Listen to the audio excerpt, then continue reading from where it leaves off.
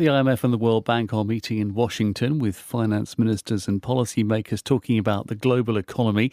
African countries feeling the squeeze because of rising debt, but also the challenges of the US tariffs. Dr. Fadhel Kaboub is president of the Global Institute for Sustainable Prosperity and live with us on Newsday from Tunisia.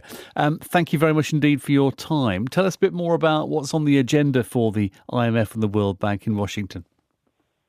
Well, one way to look at it is we're experiencing the death of an old system, so this might be considered almost like a gathering, like a wake for the global economic architecture, because the World Bank and the IMF have failed for decades to deliver development in the African continent. And it was perhaps by design, because these institutions were designed during colonial times for colonial purposes, to reproduce the same economic role for the African continent as the place for cheap raw materials for the industrialized world, as the consumers of industrial output and technologies from the industrialized world, and as the place where you outsourced obsolete technologies and assembly line manufacturing that is no longer needed in the industrialized world. So those functions, the African continent continues to play the same colonial roles to this day. So that's a pretty damning review of where we've got to. Do you think the fact that the whole system you're describing has been blown apart to an extent, torpedoed by Donald Trump's tariffs, then is a good thing?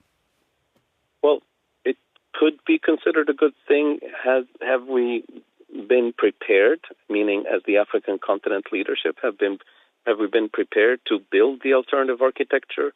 So we're in a sort of a state of limbo, because the existing system is dying, is being dismantled, but the new system cannot be born yet without African leadership to reposition the African continent away from the bottom of the hierarchy, away from the bottom of the global value chain.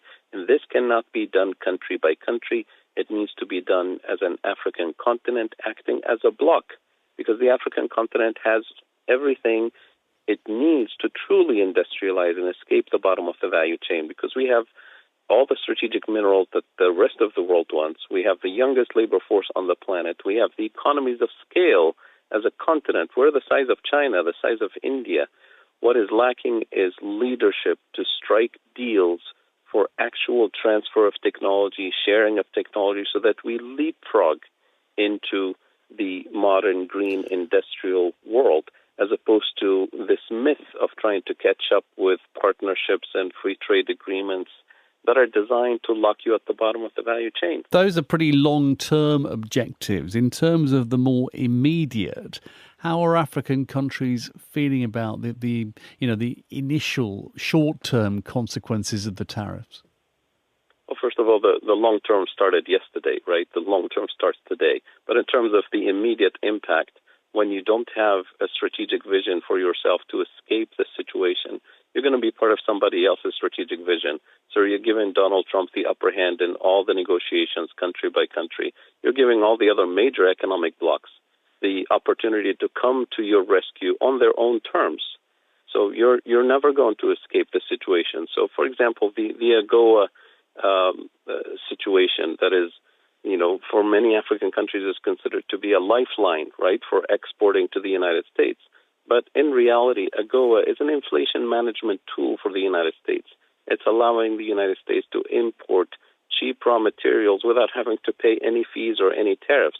So it's an inflation management tool. But unfortunately, many African countries see it as a lifeline to export to the biggest market on the planet. Instead of thinking strategically, how do we leverage the fact that we have the vast majority of the critical minerals that the United States want, that China wants, that Europe wants, and striking deals for real partnerships on non-colonial terms, non-extractive, non-abusive terms that actually deliver development to the African continent.